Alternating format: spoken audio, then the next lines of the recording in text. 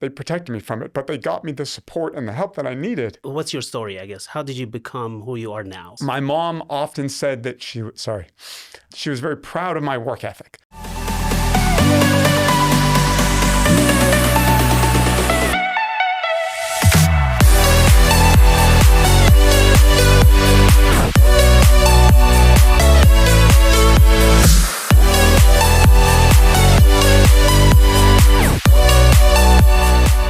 Hey everyone, this is Louis from What is Your Story? Welcome to another episode, and I cannot wait for you to hear what is the story of my next speaker, Jared Johnson from Lighthouse Capital Planners. Welcome to the show, Jared. How are you? Thanks, Louis. I'm so happy to be here. Thank you for the invitation. I really appreciate the opportunity. So let's start from the top. How did you come up with the name Lighthouse Capital? Lighthouse.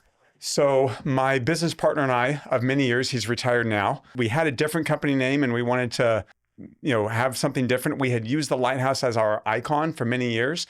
Actually, on our website, there's the whole story about it. But really, the lighthouse is a beacon. It's a way to bring people safely into the harbor. And we look at harbor from a financial standpoint as like a safe retirement. Right?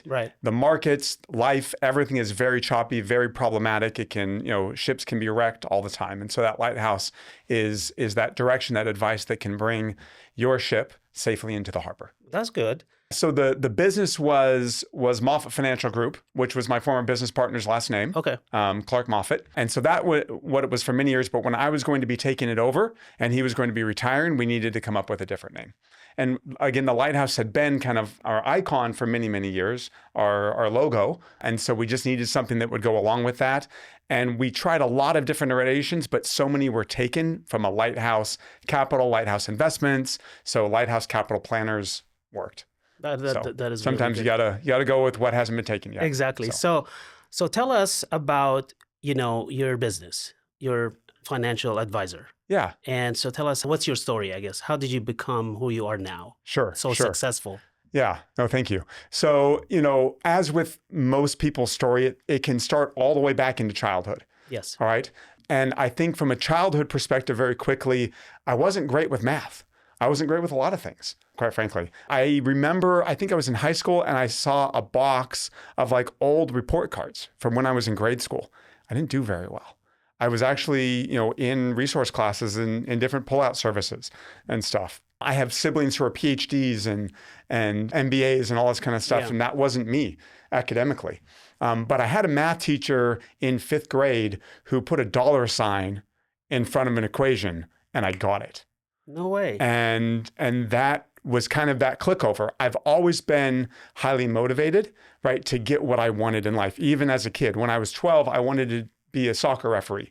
Well, in the era I was in, you had to be a FIFA certified referee, which means you had to take 60 hours of classes, like in-person classes. No, we didn't have the internet back then, right? There was no go on Zoom I remember those days. Do it. Yeah, right? So no internet days. I remember going to these classes with adults, right? And I'm this little 12-year-old kid who had a desire, but I could make $12 to $15 a Saturday per game, right? And that was a lot of money back then, right? That dates me a little bit, but it was, right? For an hour work to get 12 or 15 bucks for an hour soccer game. And so there was always that motivation, right? And I knew I had to work hard. Yes. My mom often said that she was very proud of my work ethic. So I had to work hard in school. I had to work hard outside of school. I grew up in a very middle-class family in a very affluent area. So we were, I can't say poor, right, by any means, but we were lower end of, the area that I grew up in. And so if I wanted those extra things, I had to work for it. If I didn't want to shop at this store for my back to school clothes, I had to earn the money to be able to shop at that store. Okay. And so that was just always a motivation. Then when I got into college, I met a friend who said, hey, come to this meeting with me. Well, we all know where that goes. Yeah, exactly. Right? And I joined this financial company that was multi-level, quite frankly. Within a few months, I kind of realized what it was. I realized that was a direction I wanted to go with, my business classes and in school. I wanted to do finance. I wanted to do investments, but that wasn't the right vehicle to help me along the way. So I quickly moved to another firm, got a paid internship, had my licenses before I even graduated from college. That's so phenomenal. I had the path on what I wanted to do, but then I needed to get the experience and that. So I worked with that same firm for about a year after college, and then I got a job down in Southern California with Bank of America Investments. So it was a big firm, a big job with a mentor of mine and his team that had just moved from Morgan Stanley, Bob Tavano. He's passed since, but he was an amazing mentor of mine for many, many years. And so that was a fantastic opportunity, got me with a big firm. I learned a lot over those 5 years, and then '08 hit. What year was that? So that was 2004. Okay. 2003, 2004. So I got licensed in '02. Okay. Was in college and then out of college for about a year, and then got that big job, as I put it. And I worked with that firm locally, but in North County, San Diego, for 5 years, just under 5 years, and then '08 hit, and they decimated our division. Like 90% let 90% of the people go. I was one of those casualties, unfortunately. Oh, no. And so I had to start over. Like, what am I going to do? You get kicked off the horse. Are you going to get back on, or are you going to do something else? At the time, I had two small boys, right, and a stay-at-home wife, and we had just bought our first house in a very nice area here in Temecula. Okay. And so, like, I had to figure it out, right? And so at that point, I moved my licenses to my business partner. It was actually my father-in-law at the time. Okay. And he was a financial advisor, independent. And so I was at least able to hang my licenses, because you have a 2-year, once you're let go from somewhere, you have 2 years to figure it out. Well, I went and interviewed in other areas, but nothing was catching. And it's 2009, 2010. No one's hiring. And so I just decided, if I put my head down and go back to work, if I work hard, this will turn into something great. Yeah. Well, we're now 15 years plus past that. My business partner has retired. I own the firm. I, structured buyout with him, so I pay his retirement, and I've never looked back. That's awesome. And I have, with amazing help and amazing mentors, been able to grow a business that I am so proud of. That's awesome. So I want to dig deeper a little bit into your childhood. Mm-hmm. I noticed you got a little teary. Yeah. Tell me why. I think my parents did an amazing job. I mean, my dad was essentially HR for the Department of Defense, right? So worked on military bases. We didn't move much, which was nice. And my mom was a school teacher, right? So, and we had 5 kids, or they had 5 kids, right? So a lot of money went to us kids. Yes. There wasn't a lot of extra, quite frankly. But I learned the work ethic, and I didn't know that I had these issues until later. They protected me from it, but they got me the support and the help that I needed to be able to overcome them, right? And I'm remarried as a few years, and it'll be 3 years in December. My wife's in education, and she's like, yeah, you're ADHD, you have all of those things. But they became my superpower, because I didn't know I had them. There was no diagnosis. My mom just worked with me to help me to be able to make those weaknesses strengths, right? And my dad as well. And so I think that's why I get choked up, because I didn't know what I didn't know, right? And I just pushed forward and just worked and figured it out, right? Even though I had those issues that today would have been, oh my goodness, horrible, and how do you survive, and what are you going to do, and medication, all that kind of stuff. I just went to work. What would you tell somebody that has those same issues right now? So I have some boys who have those issues. Okay. And it's okay, you understand that you have it, but it's not a detriment. It can be your superpower, but you have to learn to work through it, work around it, work with it. My assistants at the office are phenomenal, and I don't know if they would even know, but they probably do. but I've set people around me, right, that help to take care of those weaknesses that I have, so that everyone that I bring into the organization, or even family, all that, it all creates strength out of it. So that's a touchy story, honestly. So tell me about your business now. What kind of licenses do you have? So I have a Series 7, 63, 65. These are all FINRA or SEC regulated licenses that you have to be able to help the public invest and be compensated for it. Okay. So the Series 7 is a big exam. That's kind of the big daddy. You could say that's like a CPA exam. I don't want to say it's like the bar, but in my industry, it's like the bar. So right? It's called what? So the Series 7. Series 7. Okay, that's kind of the big one. That is a 6-hour exam, proctored. You're in a location, you have a lunch break. I studied for many, many hours, like 60 to 80 hours How or often do you more. have to renew it? So every year you have continuing education. Okay. I have, for my licenses, I have about 60 hours every year that I have to do of continuing education. But that test, like I studied a lot for it because it's a pass fail, right? The best or worst four-letter language in the English language is pass or fail. And so luckily I passed it the first time, which allowed me to continue on with my career. If I would have failed it, then you're stopped. Like you can't do, anything. So I understand. yeah, Okay. but I had to So study a lot for it, especially with, some limitations. that's a lot. I don't know if I can pass that. So tell me, how do you help people with their finances? Yeah. So as an independent advisor, we meet with clients on a one-on-one basis. It really comes down to kind of analyzing what they have and what they want. I do what's kind of a red dot report, you could say. So like when you go to the mall and you're not sure where you want to go, you find the kiosk at the mall and the kiosk has a red dot on it. Yes. It says you are here. Many people don't know where they are. They know they want to get to the food court or to Nordstrom's or wherever, right? Like my kids want to go to the arcade or whatever, right? That's where they want to go, but where are they now? If they don't know where they are currently, how can we create a plan that'll get them there, right? So that's what we do with that red dot report, is we help them understand this is where you are today. And if you keep doing what you're doing, this is where you're going to get. And it's usually not where they want. Most clients come in and they might say, yeah, I'm like a 7 out of 10 on how I feel I'm doing toward retirement, maybe a 6 or 7. They're usually at like a 2 or 3. That's not a bad thing. Now they know, and we can create a plan that's going to get them to where they actually want to be. So when you create that plan, do you create it on the spot, or do you take like a week or two and then have another meeting with them? It's gathering a lot of information. So that initial is to talk about it, to get a few data points down, and then I give them homework. About 20% of my teachers or my clients are educators or are teachers. I love giving them homework because they gave me so much homework when I was a kid. So now I get to give it back, right? So I give them homework. I need to know, what investments do you have? Your spending, your savings, your, future Social Security or pension or whatever may be there. What are you doing now to create that retirement? Where it's at and what can we expect from it. If they have investments, then I do a full, what's called the Zephyr Analytics report on that to really dig down and see what they've got, what risk are they taking for the returns that they're getting. And is that appropriate for where they're at? A lot of people have 401ks, they set it 10 years ago or more, and they're just doing what they've always done and putting money into it. Yeah. Well, should you have the same risk you had 10 years ago?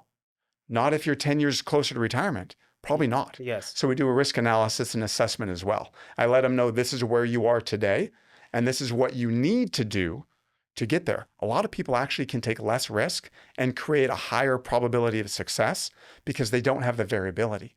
They don't need it. They're doing decently well. They just need to do a better job of honing in to what they need to get what they want. And I take a pretty conservative approach with investing my clients' money. I have clients who have, they're out there doing their plan A, right? Yeah. But if all else fails and it all blows up, I have their plan B. I've got their backup and they're still going to be okay. I was going to ask you, give me an example, or give the audience an example of someone you helped. They came to you and they're like, it was a mess, and you came in, you helped them, you put them on a plan, and now the success story. Sure. So, I have it quite often, but one, I'll say they came in and they were saving a lot of money, right? Which was a good thing, right? They really had the income to be able to save. That was great. But they weren't getting very good returns, and they just didn't know what they know. And they were using another advisor, right? But they just weren't getting great returns. And they were wondering why. It seemed like the market was doing well, but they never seemed to be doing well.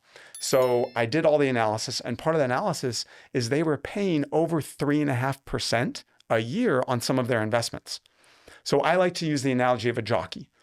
If you have a racehorse, right, 2 very evenly matched racehorses, and one racehorse has a 100-pound jockey on it, and the other has a 350-pound jockey on it, which one's going to win the race? Exactly. Right? Those fees were killing them on an annual basis, just taking all of the wind out of the sails for those investments to be able to grow.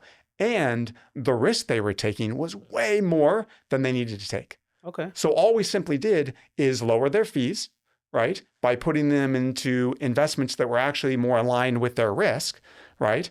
And then we're able to show them projections that, hey, this is where you're going to get doing what you're doing now. And it was night and day difference on when they were being able to retire. In fact, I just had a review with them. They've been clients for several years, just had a review with them. And where they're at today, 5 years later, the husband's able to retire 7 years earlier than he thought he could. And for them, that's a big win. The wife makes good money, and he was just having, some issues where he needed to not work anymore. And so that was a huge win for them and for their family. Great win. And something they didn't think that they would be able to achieve. You did it. Yeah. Okay, let's talk about Jared. Okay. So Jared, Yes.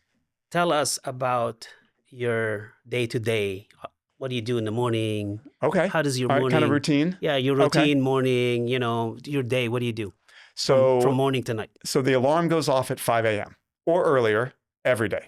I'll say except for Saturday and Sunday. Is it to follow the market? No, it's not to follow the market.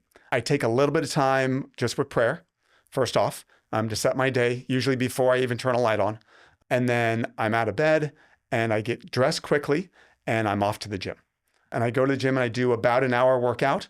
If my wife's in town, she comes with me. I love working out with my wife. I love playing pickleball, going on hikes. I love any time that we're able to spend that time together, even if we're on opposite sides of the gym and she's doing her workout and I'm doing mine. Yeah. I love when we're able to do that together. But she travels a little bit. So like this morning, alarm went off and I went to the gym, right? And that's been something that I have done since July of 2014. You don't have coffee, you don't have tea. Nope. Nothing. Nope. Just straight to the gym. I get I have a little bit of a electrolyte pre-workout, you could say, very little caffeine, but I just get to the gym and that's what motivates me and that's what gets me going for the day. That's why you look so healthy. Thank you. And good. And the gym's twofold, right? It's one for the mental, right? I've got to blow out the stress, but of life, of work, of all those things. And then also the physicality of it, right? I love, I have a grandson. I've got 6 kids between my wife and I. We love to be active. I've got to be able to keep up with all of that, right? And then the mentality of the work I do. It's at a desk and it's very, labor, like mind intensive. Yes, when I'm doing trades, I'm moving a lot of money, trading a lot of money for people. And if I mess up, like that's on me. Yes. So I don't mess up. So what time you get to the office? So I usually get to the office we have one left at home. My youngest, he's a sophomore in high school. So if I'm dropping him off, I'm in the office a little later. If I'm not, then I'm usually there about 7:30. Okay. Which gives me a good hour before my assistants get to the office. And I can just get kind of dialed in, look at stuff, get stuff set and ready before they come, and then away we go with the day. And I will say they are amazing because they set my calendar. And so that allows me to really focus on what's next, right? Rather than making sure that I'm calling people and setting appointments and doing that stuff. They take care of that. And then also processing the paperwork. I can be done with an appointment, give a list of things that need to be done to, one of my assistants. Yeah. And I know that it'll be taken care of, and then we just do follow-ups. So what you do is really stressful. So what happens when a client or some clients call you? Probably you had a lot of calls around COVID 2020. Oh my God, the market is down and this and that. What do you do? How do you cope with all that stress? So 2 ways. The first is I don't have clients that call a whole lot and are super stressed. And I think that's because you coach them really well. I've educated them, right? Yeah. And they have access to their accounts and they see what's going on in the news, but then we talk. And for instance, you mentioned COVID. I'll even go to, we had a little dip earlier this year, right? Between February and March. That's right. The market was down almost 20% in 6 weeks. I'll say this, I was on the slopes with my son for spring break when that was happening. My client accounts were down between 2 and 5% during that time, because not because I'm that good, but because I'm lucky. But I had done some trades earlier in March and November before, anticipating that there could be some issues post-election, right? Because there usually are. Doesn't matter who's in. Yeah, there usually are issues post-election, right? And so we just made some trades, made some things that allowed the accounts to be a little bit more conservative and didn't get hit as hard as those U.S. growth stocks that got hit. So that's 2. 1, educate, and then to perform, right? And so when a client says, "How bad is it?" and I say, "You're actually up," or you're almost, you're down 1%, the market's down 20. They're like, but how do you cope with stress? So the gym is I know, huge. you get sometimes people like, "Oh my God, sell and, the stock and I'm down 5%." Yeah, those things happen, right? I think it's first being able to talk clearly to the client. Yes. Right. Convey clearly what's going on, what they can expect, and have that routine meeting. I meet with my clients at least twice a year, if not more often. Phone, Zoom, in person, I'll go visit them, they come to the office, whatever it may be. Yeah. And so that constant communication, and then we send out a monthly newsletter. We do a 90-day phone call. So if we haven't heard from the client, us a call out or them a call in 90 days, my office calls, just checking. Is there anything we can do for you? Yeah. So we have these systems in place that really reduce that concern on the client's part. And then from a legacy standpoint, I have clients that have been with us for 35 plus years. That's longer than I've been with us, right? But they've been with us that long. And so there's a trust factor there. And even new clients, we work to build that trust very, very quickly. Nice. But things happen. You can't control the market. And so it's that upfront and honest communication and then listening. I believe that God gave us 2 ears and 1 mouth for a reason, right? You listen twice as much as you talk. Yeah. Right? And Absolutely. And ultimately it's their money. So what are we going to do? Yes. Right? My clients vote with their feet. If they don't like what's going on and they just want to take their money, they can at no fee, right? Yeah. Like, here you go. And that's it. And That's I good. think that's a big reason why we don't have much attrition. And So we just keep I'm growing. gonna talk to you about some of the people out there listening to your podcast, Mhm. to our podcast right now, and they are wondering, do I have enough money to invest? When should I start investing? The stocks are too high, and should I get in now? Should I wait until the market goes down? What's your advice for them? Sure. So one is invest yesterday. Okay. Just get started. Yeah. Even it's $50 a month. It doesn't matter. Right. Also, time horizon is important. Okay. And what are you investing for? Is it for a house, a down payment in, a year? Maybe the stock market's not the best place for you. Okay. Maybe it's just putting that money in a high yield savings account, which we finally have those again, right? Interest rates are at 3, 4, maybe even 5%. That hasn't happened in 20 years, right? So just putting it away and getting it out of an account that you can easily get to. Our phones are horrible because we can balance transfer. Put in something that you can't just balance transfer. Make it painful. I've even had clients go to the bank and say, I don't want this linked to my online banking. I want to put money in, but I have to come to you, to the bank, to get it out, Yeah. right? Do it if you have to. And that way you're just putting the money away and you'll be amazed how much it's there. And then if you can invest, if you've got some longer time horizons, retirement, 5, 10, whatever, Yeah. just start putting it away. And Speaking of that, do you suggest putting it in an IRA? And what kind of IRA? There's so many. There's SEP IRA. There's So I think that's where you really have to get down to the individual client, Right. right? If you chat GPT it, it'll say go to a Roth IRA immediately. I was Yes. talking to a client about this the other day. The problem is for what he needed the money for, a Roth was not the right thing. got it. And that's It why they wasn't need a gonna work. financial advisor. And that's why he asked me, hey, what do you think? Right? What would be right for what I'm trying to do? Okay. And so I think that's important. I'll also say, like, I have no problem giving anyone 30 to 45 minutes of my time Okay. anytime. I was I just will gonna talk ask to you that. whoever. It doesn't, and I tell my assistants, my goal is when someone sets an appointment, that they leave that appointment better off than when they came, regardless if we do business or not. I want them to take some nuggets of information that will help them do better with their financial life. That's wonderful. That's All right. it. So back to Jared. Yep. Jared, what is your favorite quote and Oh, why? favorite quote. So I think one of my favorites that I'm reminded of often, because life has a way of humbling us, is pray like it all depends on God Yes. and work like it all depends on you What's your favorite book, and how many books have you read this year, this year. and why that book is your favorite? So it's usually the book that I'm currently reading is my favorite, right? And right now I'm actually reading my wife's doctoral dissertation. Really? So she recently got her doctorate, so she's published, and so I'm reading what she wrote. So it's kind of cool. That's you know? great. Yeah. And I read usually for pleasure at night, right? So the book before that was Animal Farm. And I've got a book on like the history of Porsche. I love Porsches. Oh, So okay. I have that. So I'll read that at night as well, right? But so that's kind of the reading I do that way, because I consume so much information that is financially oriented, right? And planning and that kind of stuff during the day, Yeah. that I just need something that Is Porsche your is- favorite car? yes. Yeah. For a very long time. And recently, model? So the 911, which is the classic model. And I love classic 911s, like the old school 80s, 70s, 60s I know you just bought one, no? I did. I recently, a childhood dream of mine, right? What color? So it's iris blue metallic. And I know you So a named light your blue. Porsche something, right? I did. So Iris is her name, but my wife calls her Jolene.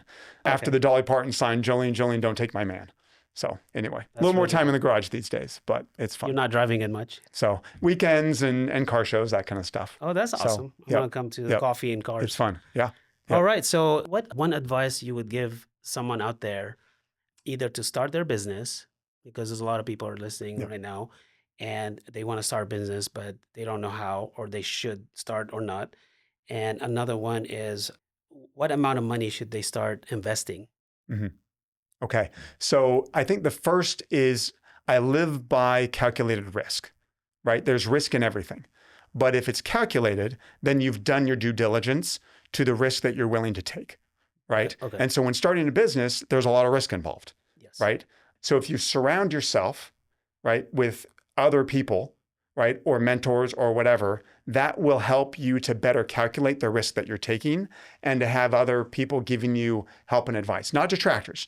Go to people who are going to build you up and help you make those decisions that you might not make fully on your own. Okay, so that's one, that understanding calculated risk, and then a mentor or mentors.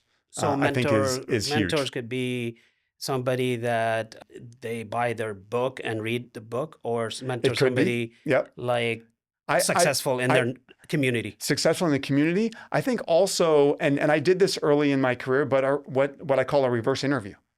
Go find people who are successful doing what you want to do. Okay. Call them up and call them up. Everyone hear that? Call. Pick up the phone and dial. Don't send a text message. Don't email. Call the people up, right? Because if they're successful, they're probably a little older, like you and I. Yeah. And they want to just call us. Wait a second. You telling me I'm old? Well, older than, kidding. the 20-year-olds. Call them up and say, hey, you're very successful at what you do. I'm very interested. I'm not looking for a job, but I want to know more about what you do and what made you successful. Can I take you to coffee? Can I meet with you at your office? Usually at their office, right? Because they're too busy to get out of the office, right? That's a fantastic advice. And so if you can do that reverse interview with as many as you can, that will help lower the risk, right? And because you're better calculating what you want to do. And you may find out, I don't want to do that. I did that, with CPAs when I was early, in school and stuff. And I quickly realized, no, I'd rather beat my head against the wall than be a CPA. I don't want to do that. Yeah. Right. And no cut on CPAs. It just wasn't for me. And I realized that before I took all the classes and all that kind of stuff. Right. And tried to get into the career and then said, this is not for me. So reverse interview.